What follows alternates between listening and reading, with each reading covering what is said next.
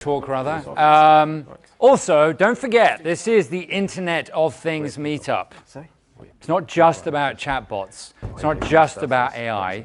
And I would like to open the conversation up a little bit to talk about how these cute little things we call chatbots, when they start becoming a lot more sophisticated, how they may be utilized when embedded into things, connected smart products.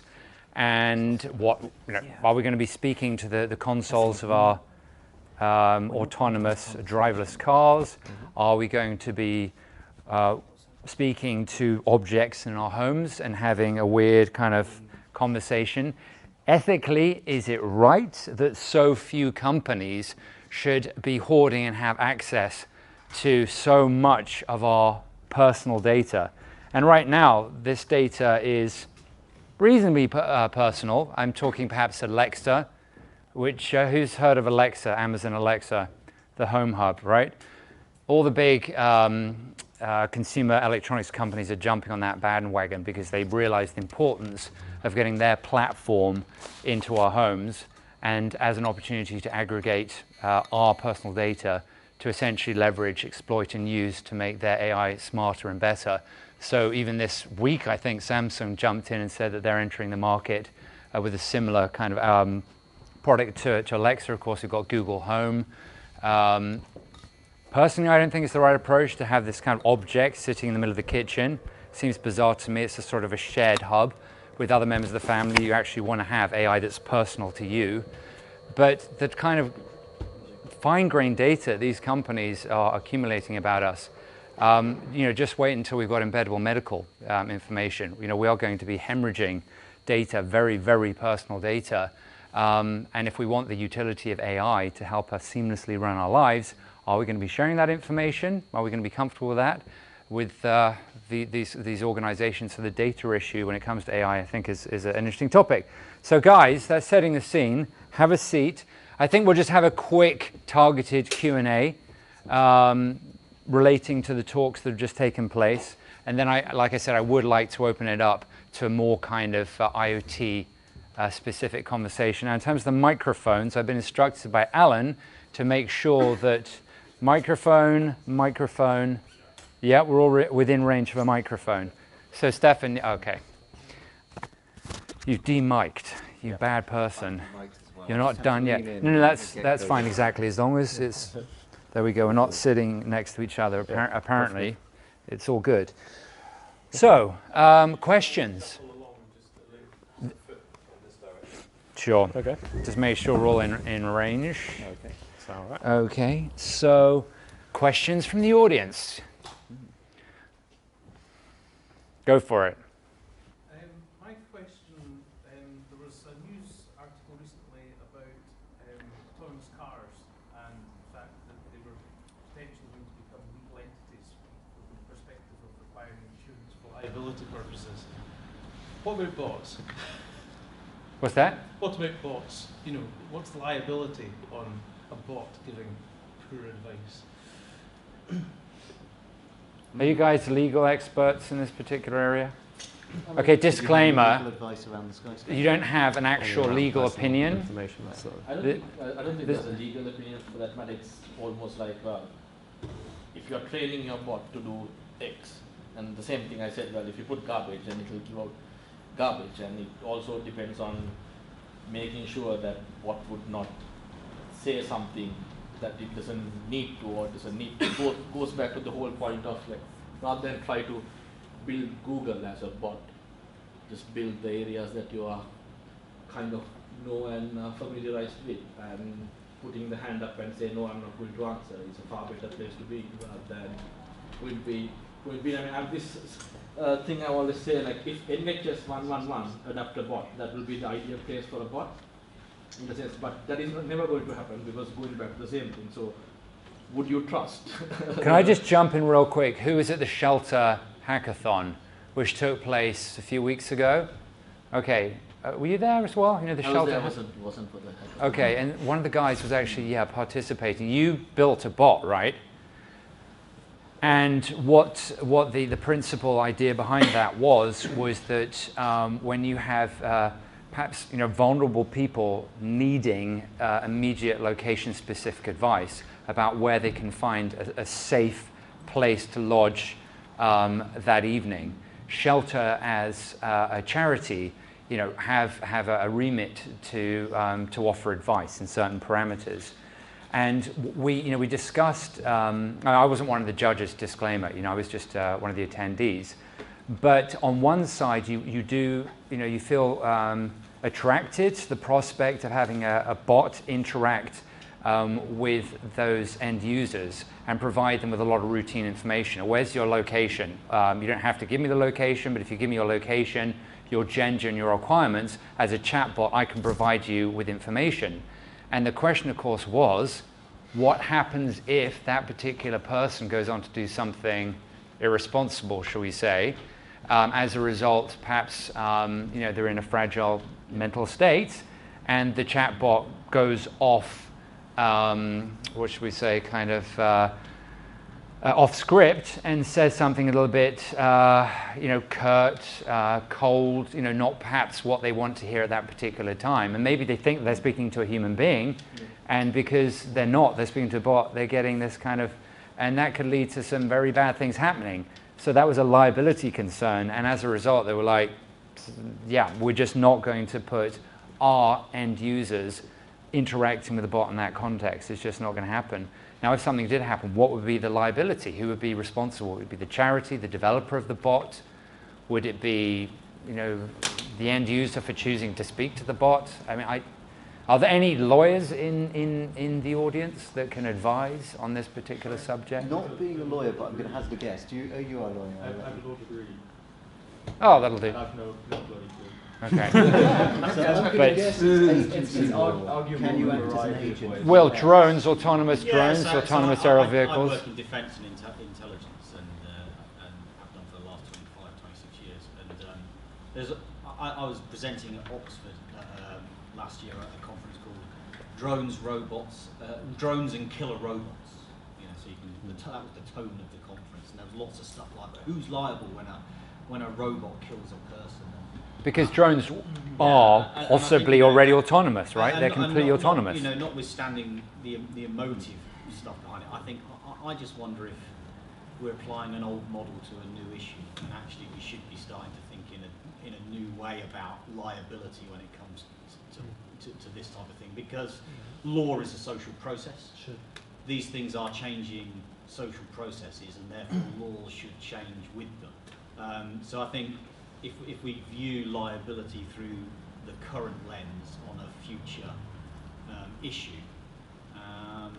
we're probably as doomed as people who viewed gay marriage through a certain lens a couple of years ago and then view it through a lens. So you feel there may actually be prejudice, a social prejudice against AI?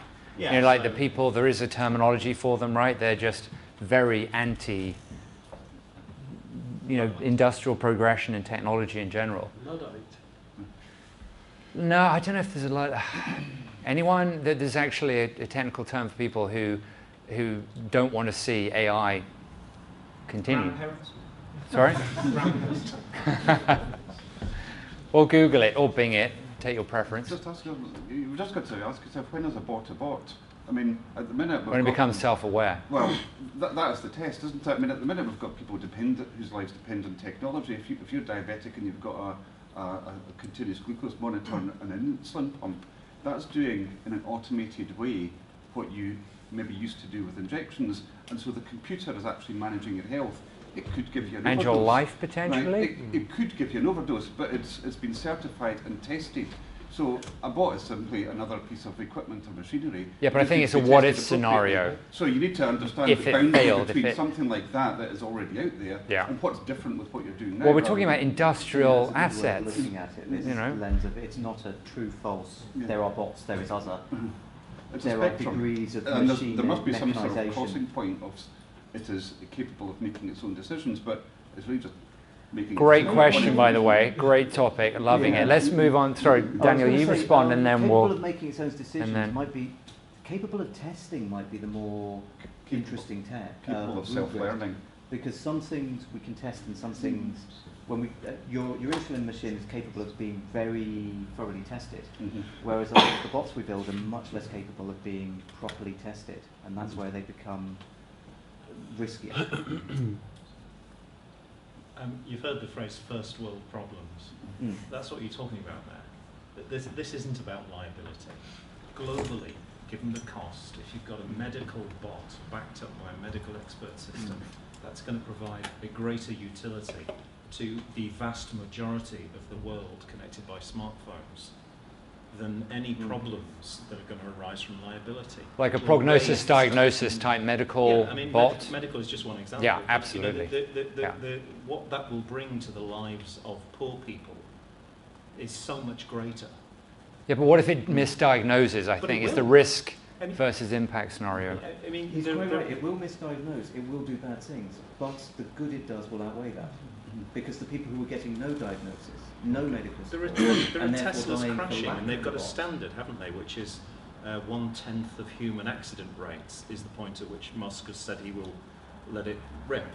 And we're going to get the same thing in every field, really. Of course, bots will kill people. The question about liability was more to do with the matter of insurance. It's like, you know, the company makes 10 million, you have an accident that costs you $1 million. It's like, who coughs up for that? Which is why I said first world problems, because those concerns. Well, that very well may be the case. Yes, first world problems, because the developed world will tend to adopt those technologies before the low to middle income countries. And I think Uber is a classic example where there's been a very rapid progression where it looks like every Uber driver is going to get his P45 sent to him very soon as they transition more quickly than anyone expected into driverless cars.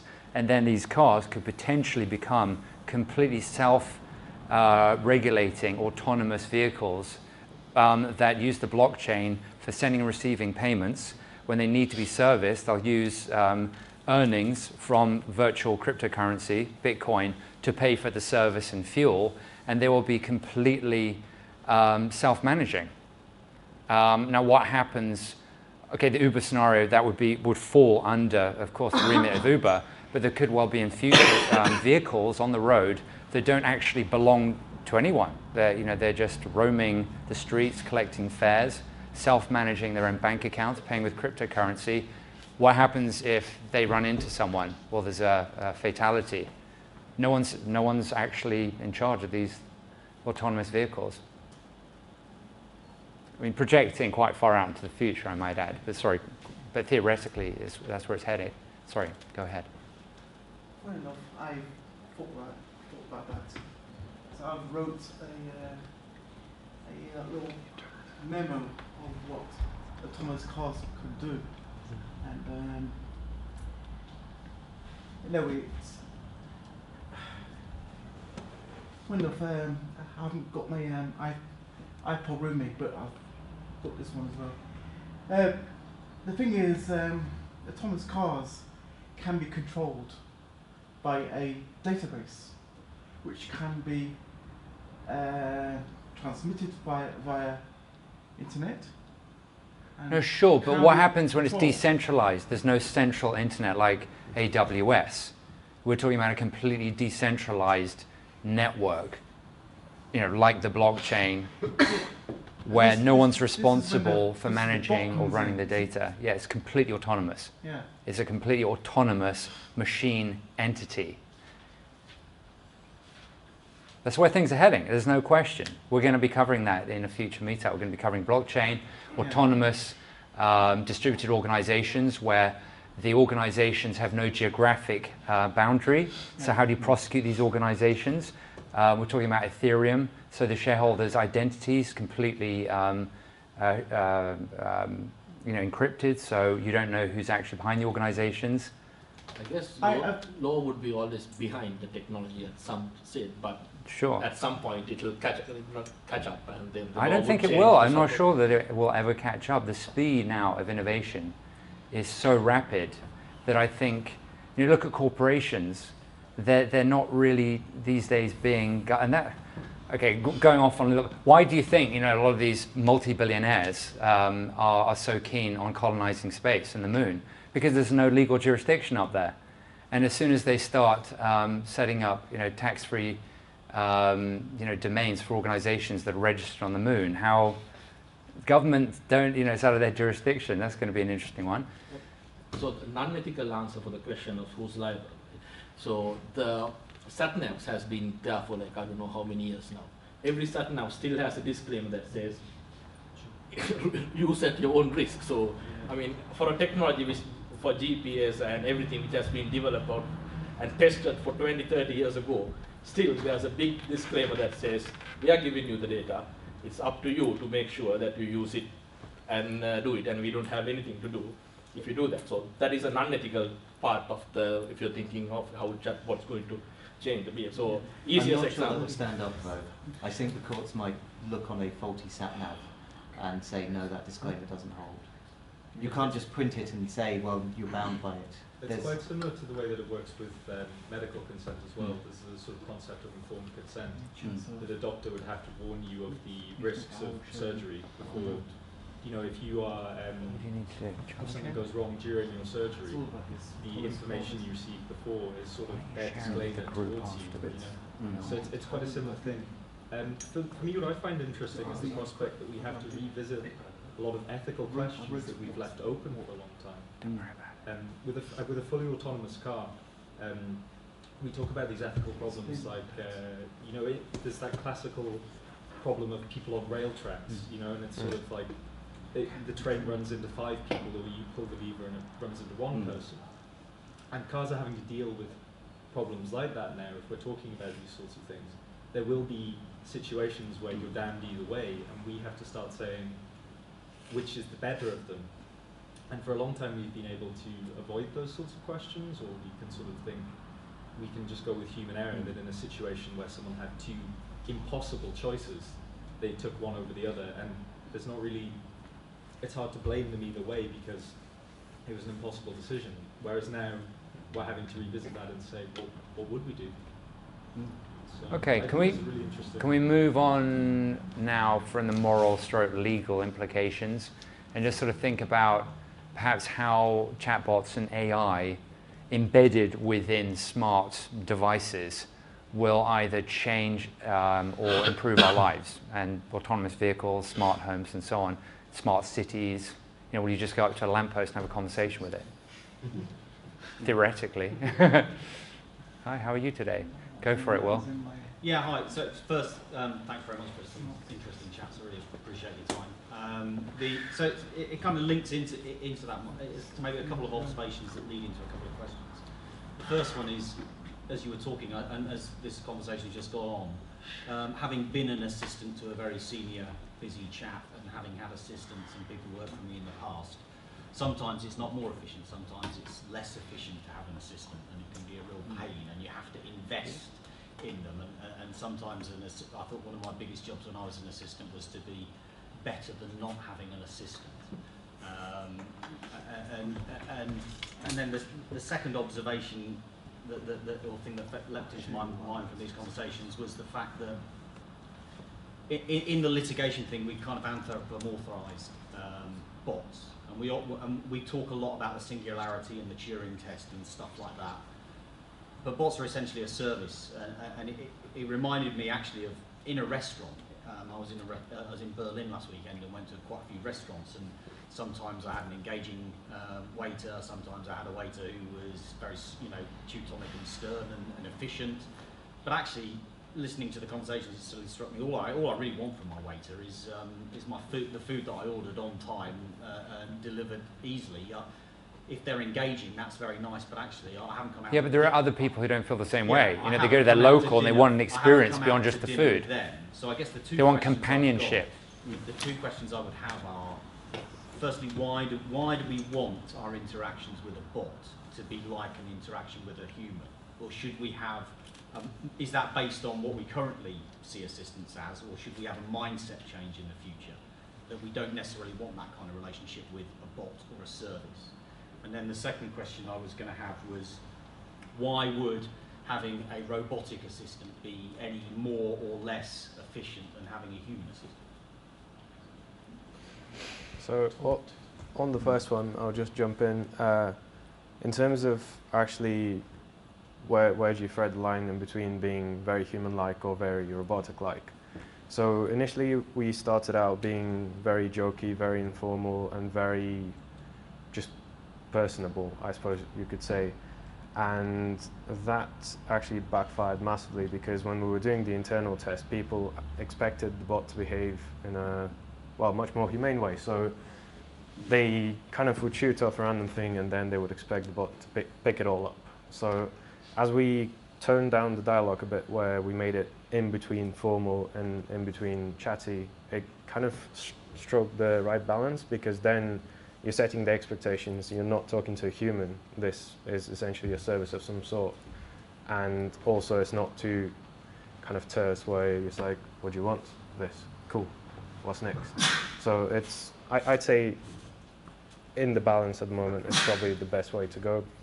But when NLP becomes better, you can probably move towards the more kind of personified way. But for now, you'll just piss people off massively if you behave. Yeah, that's kind of where the sentiments would come in. Like, so if your bot can understand what's the way that people type, and if somebody's using more exclamation marks, that means, well, you don't want to joke with him, you just need to actually get the work done, sort of thing. So that's where the sentiment analysis is a big thing in NLP, which is being worked on currently as well. So when that is actually hits, well, maybe come to about 70–80% accuracy rate, then you would see bots.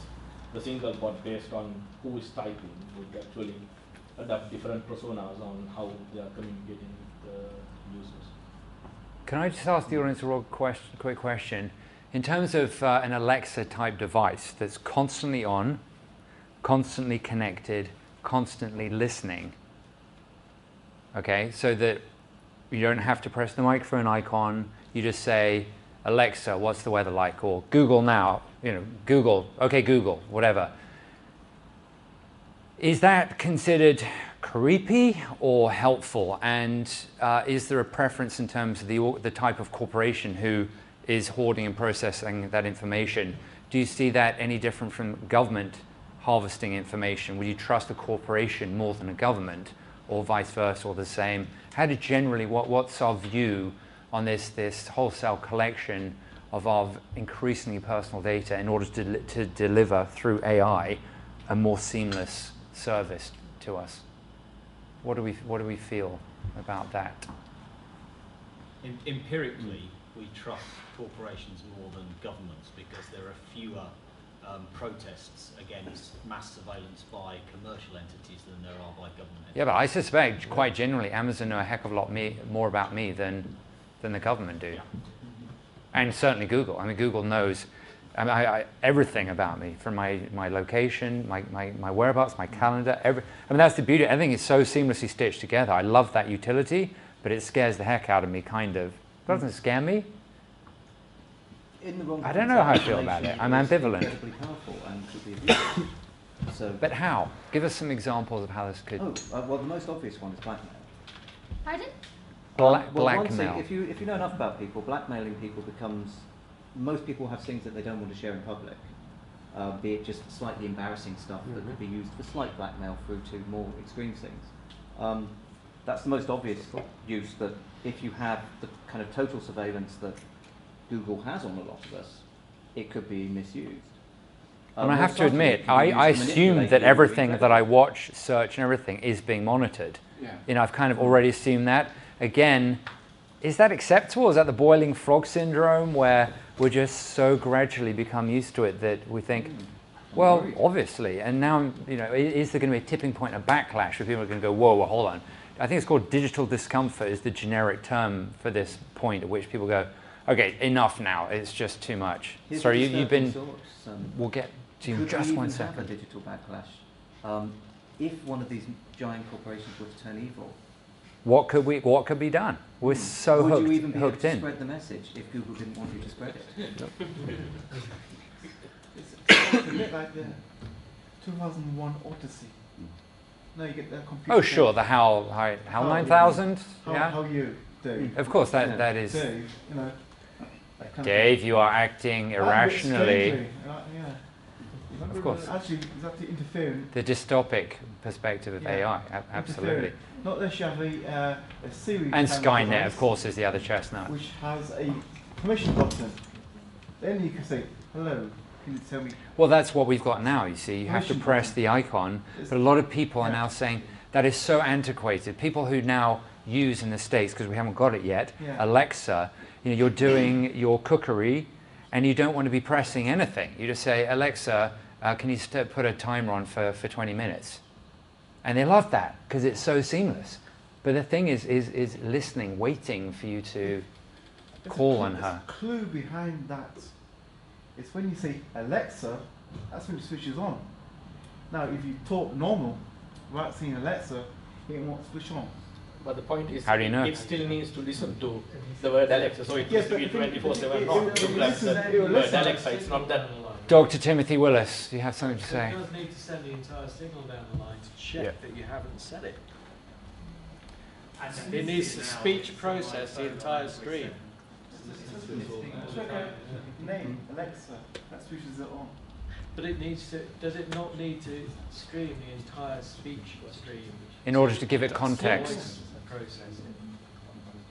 And there was a smart TV, wasn't there, I think? Samsung made Allegedly, Samsung, and the TV, the data was being uploaded allegedly to a Nuance, which is the company behind much of the Siri technology, analyzing constantly. You're thinking, you've got, a monitoring device in the form of a smart TV. Again, a lot of people may well feel that's okay because you're getting so much utility from that service, and others may think, I don't know about that. And it'd be nice if we could structure our agreements with these kind of companies around what they're going to do with data, which I think the Data Protection Act broadly does but doesn't accomplish, is the idea that you can only collect data for the purpose that... But again, are you talking about the EU, or are you talking about other jurisdictions? Because the this would be EU are UK. far more, Yeah. I think, vigilant. Yeah. In the United States, they tend to be very lackadaisical about freedom of Then you have the other information. potential problem. What if your service runs in US? What is your data center and Yeah. your servers are in US? Absolutely. How do you prosecute? So that's all good that you have the EU Yeah. jurisdiction, but I'm sure majority of your services are running in AWS in somewhere in US state. Even the Google servers are. How do you pretty much police there. it? How Yeah, on so earth? how would- so Absolutely. I think, to be honest, Absolutely. in my honest opinion, I think that ship has already sailed on what's how scared that we need to be. On I the disagree data. very strongly. Absolutely. And I think, like I said, just plugging a future talk, we will be talking about the decentralization of data movement. Just look at Ethereum, for example, and dApps, distributed autonomous apps. There is an alternative, it turns out. But we'll see, we'll see. The central server model, I think, will become broken. You were talking about the level of data that Google gathers. I mean, if you went into Google Maps and looked at your history, it tells you where you've been, how long you've been there, what the address was, and what mode of transport you took, where you live and where you work, and it can work all that out just from your Maps history. Yeah. And you're worried about devices being on the whole time.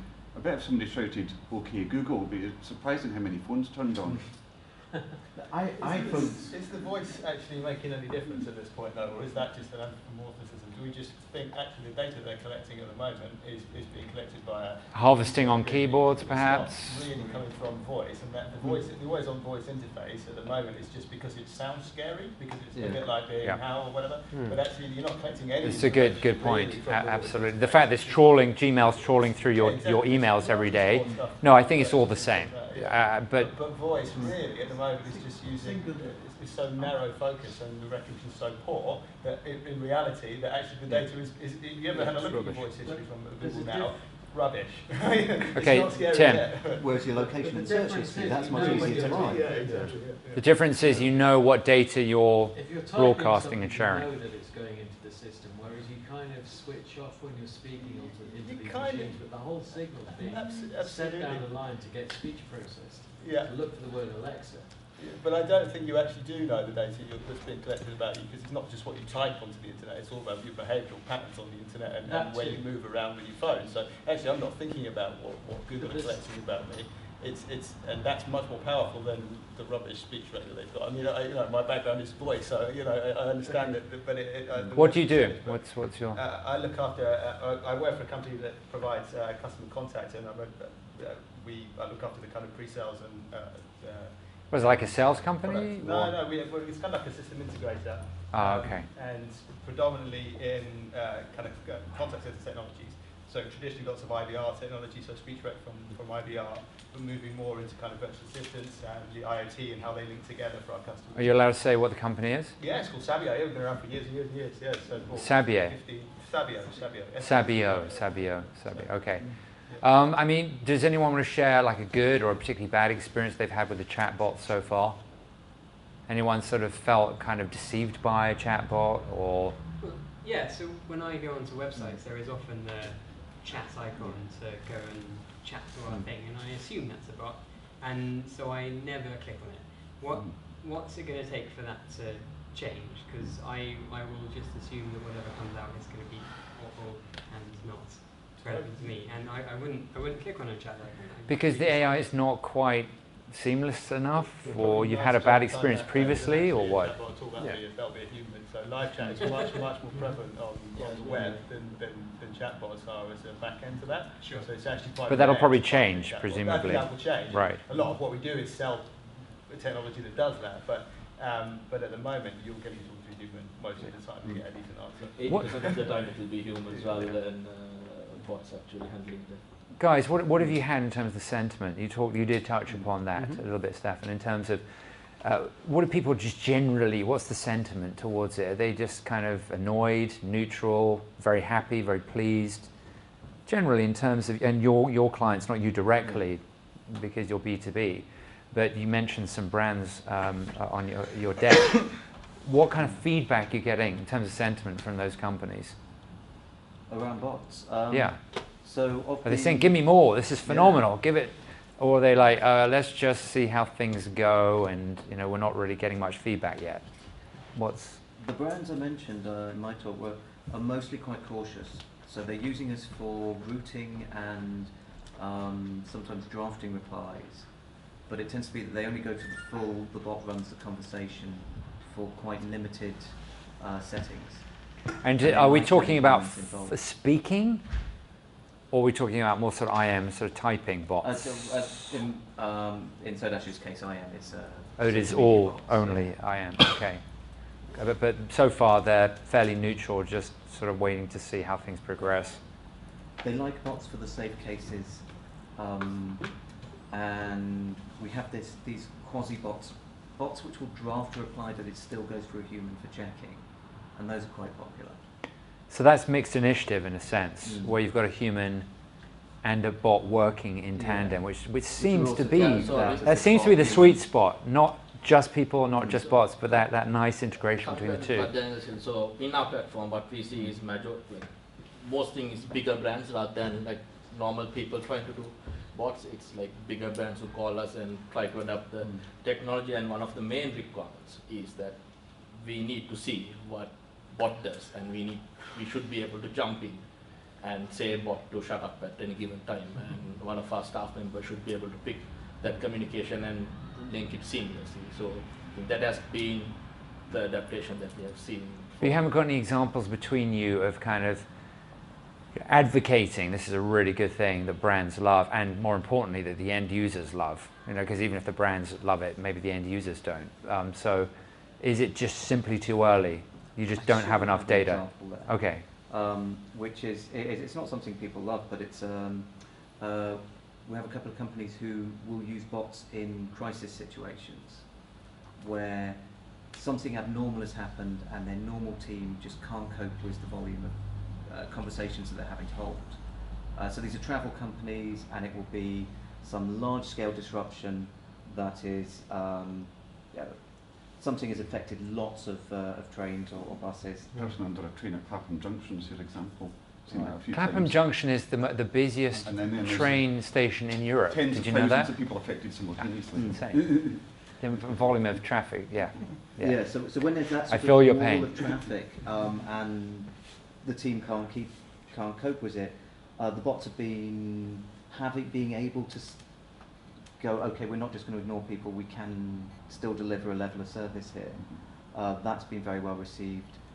So where a human just is not available, so it's either hold music or a bot delivering actually some form of utility.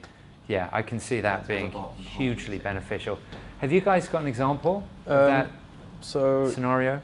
In our case, it's a bit weird because Facebook was already a pre-existing channel where people could come and contact us. So what happened was we suddenly just put the bot in there, and people were mostly complaining and saying like, oh, something happened, I need some help, and we would help them. So initially we went all bot, 100%, everything routed there, which of course pissed some people off because they would come with a genuine question and then would say, where do you want to go?